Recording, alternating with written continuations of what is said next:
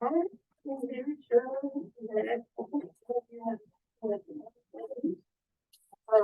just wanted to get your again behind we want to, participate. So there's a lawsuit and kind of like days for faculty and staff to be able to participate in I am starting the recording now. So I'm going to welcome Kevin and any of our folks who are joining the session, and we'll let you take it away. Okay, you bet. So we just got a little bit of time with these, and I appreciate that, so people can just sort of get a little flavor of the various things that are going on that are being informed by AI. So I'll give just a couple of notes on my background, and then what I'm going to focus on today is just one tool. Now, there are, and I put it in chat, there are, and I'll put it in there again if you just got in, because Sarah tells me it doesn't work. Free range is stock photography, not stock photography. The other thing I'm also sharing is this tool that I use that shows all the AI tools out there. And it says using image improvement, image scanning, and generative art, there are 367 tools out of about 2,500 total tools that are AI tools. Just so you know, there's a lot of this stuff. So what I'm going to do is I'm going to focus, instead of just stuff that makes weird looking science fiction stuff or, that kind of thing, I'm going to focus on Photoshop today, which really is the industry standard for photo manipulation for photographers. My background, as I was going to mention, is about a million years ago. I was at Harvard, MIT, and I studied under a guy named Marvin Minsky. He and Seymour Papert were the fathers, really, of AI. But all of that has changed, exponentially over the passing years, just because, they didn't know how this was all going to be informed by large language models and computers teaching computers to compute.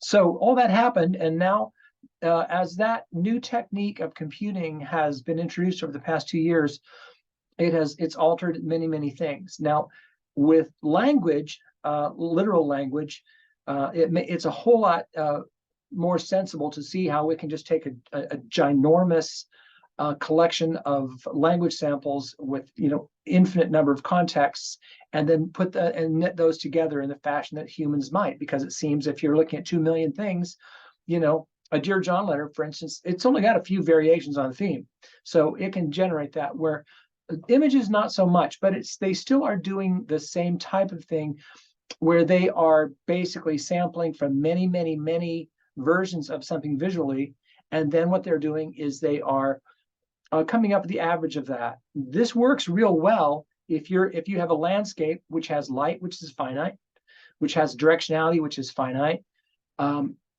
and then you say put in a zebra. Now, there's maybe a limited need for people to put zebras and things, but I'll demonstrate that today. But what it can't do is there's like the human form with which we are so familiar. Little mistakes in what a face looks like, we know real well, because that's what that's one of the things that we're built in. 3 days in, a baby can recognize its mother's face. So we're experts in face. We're experts in text. I mean, visual text. You'll see today that not so much on the AI thing. So as I said, best practice in photography and the image creation, image manipulation, is Photoshop. So rather than doing a lot of the small fun and whiz bang tools, I'm just going to talk about a few things that we can do now, and not just in Photoshop, but I'm using that because it's an industry standard. But in a whole bunch of other tools are going to be able to do these same things, free tools, and there's a lot of those that I'm not going to go down that path talking about them. So as you can see, over my shoulder here, I'm going to talk about touching up photos. I'm just going to show a couple things that I've done recently that, you take what you've done and then you make it a little better real fast. And then how to restore photos. I'm going to touch on that, because that's another thing that we used to send out for that. But now with Photoshop and a lot of these other online tools, you can completely repair photos that you haven't seen. I was working with some family images a while back when I was getting ready for this, and I don't have many pictures of my father, who died when I was fairly young, but I pulled up his black and white photo, and I could sharpen it like I'd never seen it, and he's got blue eyes, and it was in black and white, and it was really glorious. It just really moved me that this tool allows me to sort of go into the past a little bit and see that. So So restoring is important. And then I'm going to talk about just really, let's see here, my third thing, I've got graphics, and talking about how I use graphics. And I'm just going to show you some stuff. All this is going to be real fast, of course. But if any of you want to have further help with any of this, or you want to experiment further, the nice thing about my gig is I'm not just one time here to talk to you. I actually get paid to show people things. So it's sort of cool. And the last thing I'm going to talk about is imagining things, and how we can sort of imagine something, but when you can actually have it filled in, a real high quality, it really helps you imagine. Say you're in horticulture or you're designing land properties and that kind of thing, you can then see it. So so those are the 4 things I'm going to touch on. And I'll be sharing my screen pretty much through the whole thing. And let's see, let me share a screen here. I never remember, I seldom use Zoom. So I'm going to go to share screen, and I'm going to choose the one that has this on it. If you can't see or you have questions, there's just a few of us here, please go ahead and just ask if you have. What we're seeing right here is Photoshop. Now, I took some shots in the Outer Banks very recently, and I was learning to do photography, but here's a very nice shot, but I want to touch this up. And now I'm not just saying, take out a shadow or make it a little brighter or dimmer. That's always been able to be done. But what about this? Now, what will they have in Photoshop? And I'll be showing you this a lot. So I'll be talking about different variations on how this works. But within Photoshop, this horse is sort of in the way of these horses.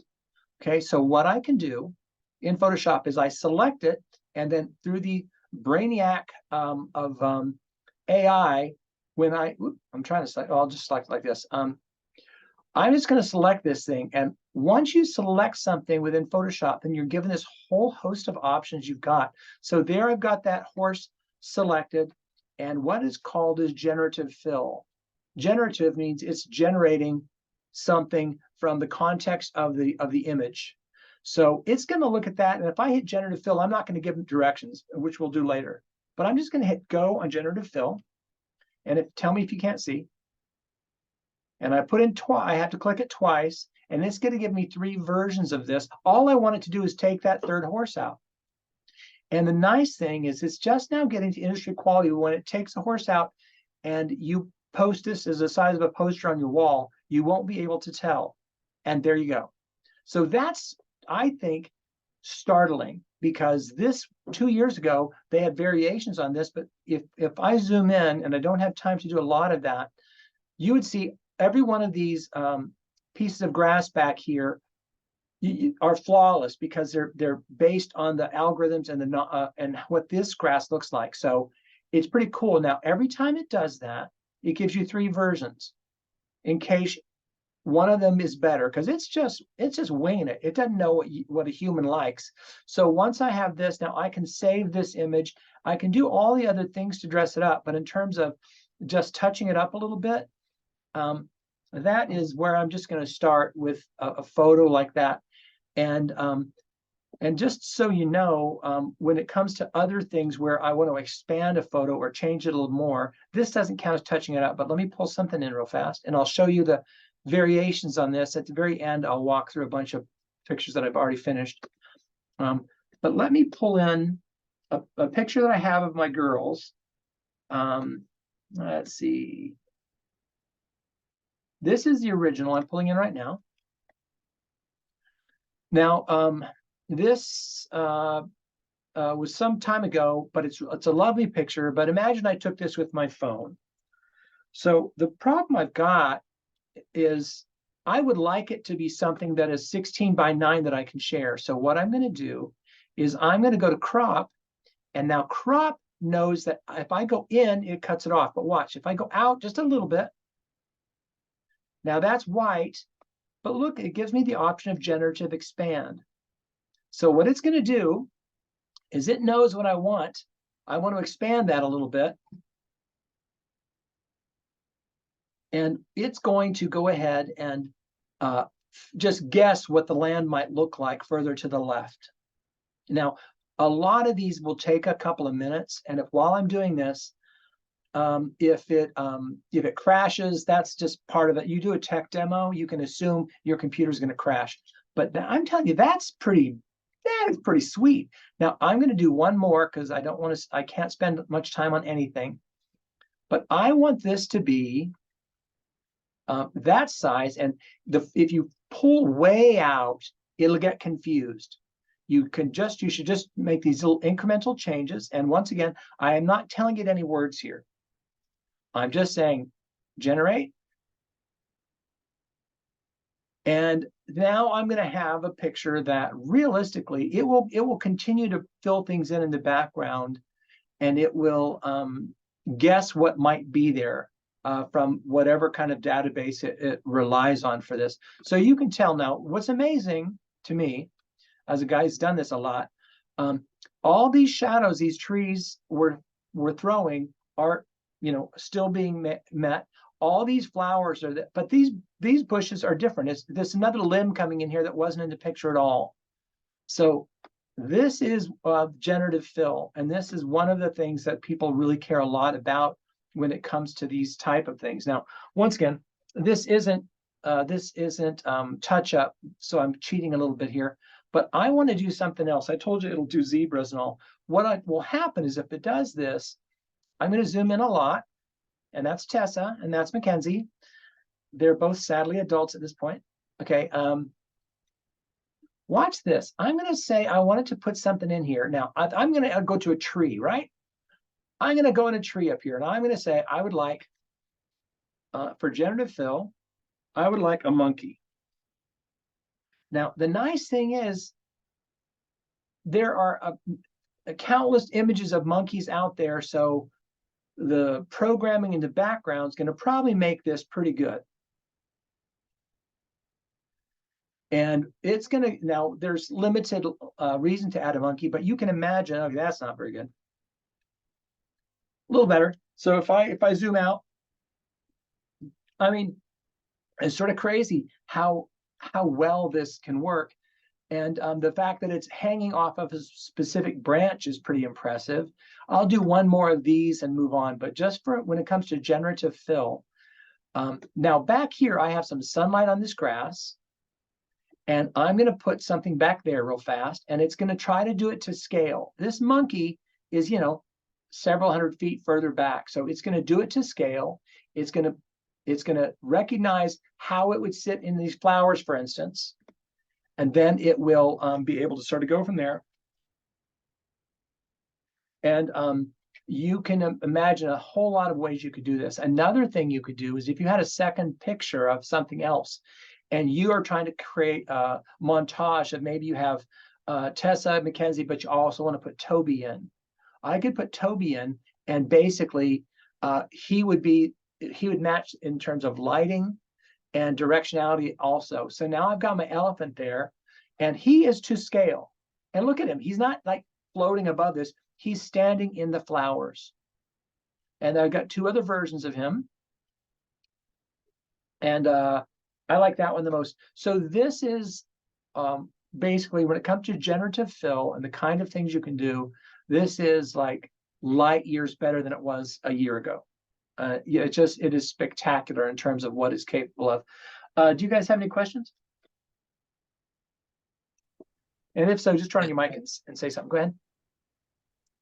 No, yeah, and you might cover this, but I know one thing that, I know TV always does this, but what if you have an image that, it's kind of a lower resolution than you want, and you want to kind of zoom in? Right.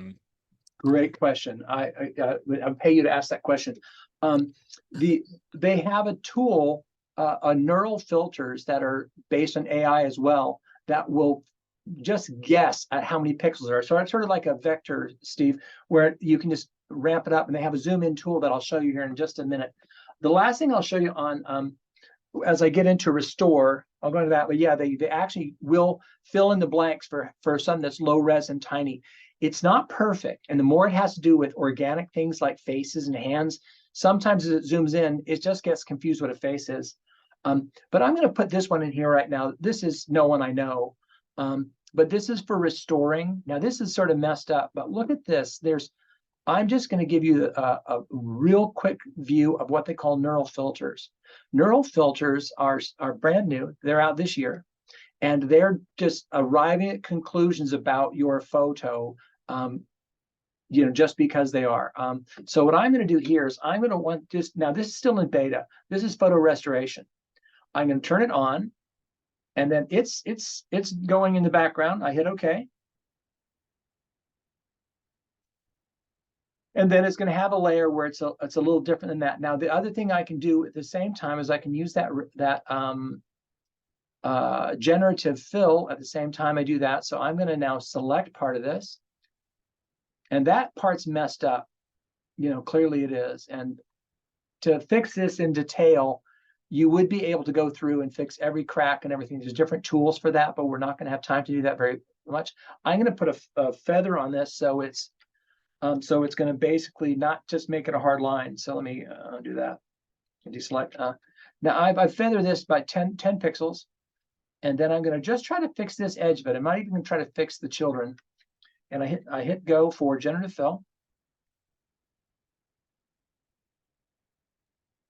I had no idea that AI could fix children, Kevin. It's nice. I wish I'd known when my children were young, because some of the parenting wasn't adequate. So now, not only did it do it, but it is thinking that the scratchiness is part of the art. So you see what it did? It filled that in, but it filled it in like it's part of the messed up image. But things, if you have an image that's largely correct, going in and doing this kind of thing, he can generative fill. But the neural filters do the same thing, and I'll show you. I have one of those in mind still. When we come to some other photos that I'll show you, zooming in, Steve. And but so we have touch up, where you can make these simple corrections and you can expand and whatnot. You have restore, which is the kind of stuff I'm doing now. And I'm going to pull in another one for the restore. Now, it took that little white triangle out. Let me get rid of that. Okay, I'm going to pull in another image that's a little messed up. That's pretty small. And I'm going to pull in this image here. It's a tiny image. So what I'm going to do is I'm going to, just so I can see it, it's not terrible, but I've got this here. And what I want to do is I want to get the face of Michael. This is my brother, Michael. And this is a picture that's been in our family forever. And I go to this filters again, Steve, and I go to neural filters, and it'll have a super zoom function here. Now, I haven't found this to be flawless yet, but you can sort of see I'm always guessing where it's about to go. But if I click on super zoom, what it allows me to do on this side up here, it allows me to zoom in on one section of it, on Michael, and hit OK. Now, this is very, very low res. So what it's doing is it is trying to fill in the gaps. But see, now that sort of freaked out. So that wasn't the best view of that. I've had this work better on some other images, but ultimately, a lot of these you can, this will work and you can zoom in. Even if I had enlarged this first, let me just back that up. And I came over here and I go to image. Even on the image size, now it's using a lot of these tools to basically vectorize it a little bit so it's not so pixelated when you get real close. But if I go to image, in image size, and right now it's the resolution 37, so that's not ideal. I'm going to put it in at 220, which is for printing. That's the best. Now what I'm going to do is show you that whole thing. Now this is blown up, but it hasn't pixelated too badly. But just for the record, this is a really, really tiny image we're working with here. And then I will show you one more for restoring that I think is sort of worthwhile. And this one's pretty bad, how sort of dark this is. And I can do the same thing here. I'm going to come over to the filter. I'm going to neural filters. And then I will point out that I can do skin smoothing if it's an image where this individual has his complexion is not what he would like for this photo. Smart portrait is interesting, that you can actually go in and change expressions and stuff. Makeup transfer is if you see makeup on someone that you like and that you want the same kind of makeup to be put on you, you can choose that image and it will pop them over there. And in style transfer, is the same kind of thing. I'm just going to go to one more on photo restoration here and see if this works a little better. I haven't played with this enough to really feel that. I can turn up my scratch reduction. I can turn up enhance face. And I can, let's see. And it says right down here, it says processing on device. And sometimes it'll process on device, and sometimes it'll put it in the cloud and bring it back down. So that's a bit of a problem if it's working on the cloud and you have privacy concerns. You know, it's sad that you're alive in 2024 because privacy concerns we're losing that battle. But I'm going to see what this does, and then I'll show you one more thing on the neural filters. Okay, that's still a little dark, but fixing the contrast is pretty easy. And this photo restoration isn't doing that, but I'll just do that real fast. It'll take an instant. Okay, all right, now it's done. And then I come over here and I go to image adjustments. I'll go with levels. And then I can fix this fairly readily and make the darks dark and the lights lighter. And now this is working the same way, but I could fiddle with this and make it better, but still in short order, a lot of these are pretty straightforward to fix. Let me show you another workflow though, real fast. This is going to be how I want to make a banner for someone's class. Now, what I've done is I put in the chat, I put in where one goes to get like free stock images. Now I'm a member of it was free, and what they're trying to share the art of others, and you can use this any way they want. All they ask is that you give a thank you to the artist if you don't mind. So I'm in my account, and I'm saying I'm doing one for I'm doing something for a science class, say, and I want to have the test tube as the banner because that's what we're doing here. So I put that in. Now I get all of these that I can use. And I want this to be a banner though, and this is not the right dimensions. So I'm going to click that. I'm going to download it for free. I thought I already signed in. Oh, I hopped out to get images. That's a mistake. Why does it tell me it doesn't have test tube? Oh, it says it couldn't find it. I find that hard to believe. Okay, well, I'll just put in finance then. It's seldom that they don't come up with something. So same thing here. I want to have, I'm going to choose an image here, and I want this to just be a banner. So I'm choosing one that's the wrong dimensions for this purpose. And I'm going to download a medium size of that. I'm going to download this. And I'm going to put it in the same place here. This is correct. Okay, so now I have downloaded a stock image, and then I'm going to come over to where on my folder over here where it lives, presumably. And I'm going to drag the stock image in here.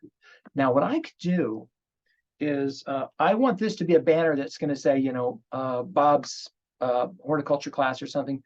I'm going to use generative fill, and I'm just going to pull this out a little bit and see if it makes it all white here. It probably will. Let's find out what it does. And what I do consistently is I'll find images and I'll drag them to the size that I need them to be a good banner at the top of my class shell. And this will do a terrific job. See, now it's making up some other things. Doing white would have been simple, but it's making stuff up to put in here. This is probably not a great example because this is it's going to be just random and abstract. But if you had like that poppy field, this whole thing would be poppies. Or if you do it a little bit at a time, it's not going to just make abstractions of fingers, coins, and a leaf. But just so you know, for me, I found this, like I said, this is pretty crazy fun stuff. I'm not going to use this, but you take my point that you can take an image that's the wrong dimensions and stretch it out and then decide what you're going to do. Now, if I wanted to just put in this, make this a blue gradient, and I'll end with this for this part of it. I'm going to select that part, and I'm going to put in, for generative fill, I'm going to put in blue gradient. Let's see what it does. And a lot of this still at this point in history is unpredictable, where you think you've given enough information to make a correct choice, and it won't. But I'll show you this in terms of making better. So that put in a blue gradient, and I have some other variations on theme with that. So you can see how, like, for instance, this is really interesting. in terms of creating a banner and starting with some other images, I do this a lot, and I'm not going to be able to spend much more time on that. I do want to talk about the imagining part, and let me show you a pretty interesting way to use this. Or say I have the patent building, and I'm going to have, I want to see what this space here looks like, and I'm thinking I would like to make it, I'm not happy with this, and I'm planning on what I'm going to propose that we do, the faculty does for this. So I'm going to select the ground of this. That's selected. Then I can say generative fill, and I'm going to say hedges and flower border. Now I've played with this a lot, but it's interesting how it's not consistent on what it does. But very often it's interesting, and it will give you an idea of what that's going to look like if you want lush green grass or something else. Oh, that's interesting. Okay, and then if the more specific, this is crazy, the more specific I am, the better it does in terms of guessing correctly. So this is, when it comes to imagining, this is also pretty interesting, and the kind of things one can imagine. Now, I want to end by showing this sort of the final results of some of these. And what I've done is I've created a bunch of these in a row that will show you some changes I have made. And I'm just going to whiz through these and let you see that this is me helping someone imagine what as we rethink the grounds out there. So there we are. This is that same place. And now, isn't that nice? We put in a sidewalks and flowers and that, and then we can go a step further. And I can take things out and I can put things back in. Now I took that out, but look, the shadow is still down there on the lower left-hand corner. So what I do now is I take out the shadow.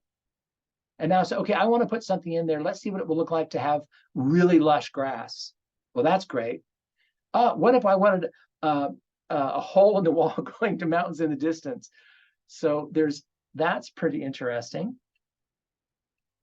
And then I put in benches, and all of these just helps a person imagine these different variations on theme. So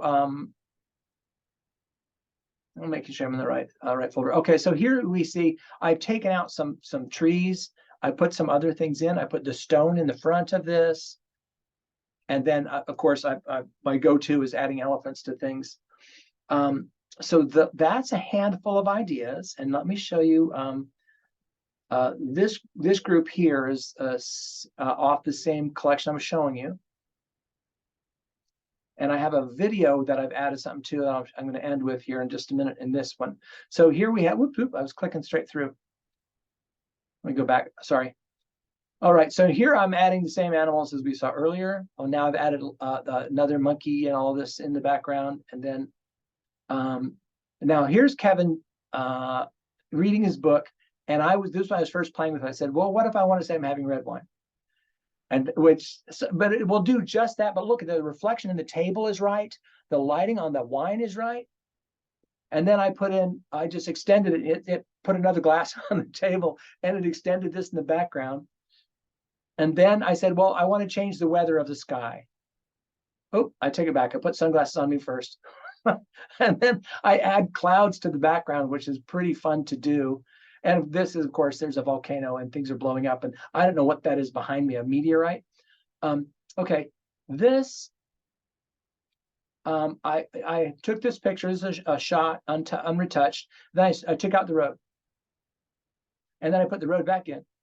And then I put a car on it. And then here I'm driving along. This is out of my front windshield. And then I added a line to the road, which is sort of cool. And then I put myself in Hawaii. And then, so all of this I've been doing just real simply. And let me pull up the last thing I want to show you before we wrap. And that is this little video. If I can't find it, I'll be very distressed. Like, here it is. Let's see if I can get it to come up in the right place. Bridge clip. Good, it did. All right, so take a look at this. So what if we wanted to put a different bridge in, and we wanted to envision what that's going to look like across the lake? So I thought, well, I've got this drone footage. what I'll do is I'll just go ahead and stop the drone footage. And then I'll think I would like a long white bridge here. So it puts that in for me. And I can be very specific, and it would put it in with, it's got my reflection there and everything. So this shows what that might look like when it comes to re-envisioning things. And it's also sort of nice that if you take that clip out of the video, you sort of get that as the result. So the point is, you can do a great deal with this, but it's moving forward, you know, I could have shown you things like, you know, adding facial hair to people or changing them or adding ages, and the neural filter does that. So if you've got a jet, I understand that. I'm going to pull up one more thing if you want to stay for another moment. Oh, wrong thing. I need to bring it into Photoshop. Another one of the neural filters, and this is a little disturbing.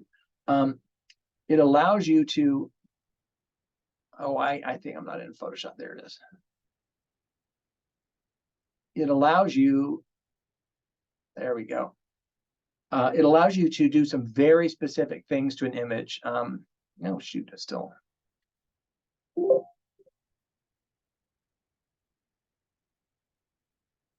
Shoot. Okay. I got to close this. I drug it on top of another image. No, don't save it. Okay, there we go. So what you can do is, and I wanted to get someone else to be my subject, but but if I go to neural filters one last time, this is distressing. Within the filters, there's Smart Portrait. Smart Portrait allows you to increase happiness. So it's processing happiness. So just keep an eye on that smile. And it's processing this in the cloud, and it's telling me right down here. So it's sending it upstairs, and then it's doing the processing there, and then it's going to bring it back down, and it's going to give me a smile that's never pleasant. But the other thing it'll do is it'll age me. It'll change my eye direction at facial age. Now I want to take out that smile that's freaking me out, but I can make myself older. And is that okay? And that's slightly older me, and then I can make myself markedly older and a little younger. And then, you know, the other things one can do, and I'll leave it at this. This is not pleasant. Here, I just put in the word bald. Anyways, if anyone's got questions or anything, because of these sessions, as you guys have been sat through them, there's a whole lot that you get in 30 minutes. And I was trying to sort of limit the thing and basically humiliating myself as the last gesture here. Oh, that's not bald at all. What are you doing? Okay. Oh, balding with black hair. Interesting. Okay, I'll leave it at that. Any questions? I'm going to stop sharing. I always appreciate someone who's self-deprecating to amuse others. So thank you, Kevin. Well, I was trying to get Sam Saunier, but I couldn't get a hold of him in time because I really wanted to humiliate him instead of me. Anyways, but I appreciate you guys stopping in. CB, good to see you, friend. And Joan, thanks for being here. And Dan, of course, and April, obviously. And Jane, thanks for sitting in. Yeah, and you got April on the call too. She joined us, I think, after you got started. Yeah, we had a great group on there, Kevin. Y'all, I put a link in the chat if you want to fill out a quick eval to tell Kevin how his session was and how we can continue to work to be better. We'd appreciate your feedback. But thanks again for being part of this. Kevin, that was terrific. There's so many possibilities. My head is swimming. Yeah, but if anybody has something that they do see an application in their universe that I can help with, yell at me, because the nice thing is I get paid for that. That's right. Thank you, Kevin. You guys have a great. Yeah. All right. Thanks.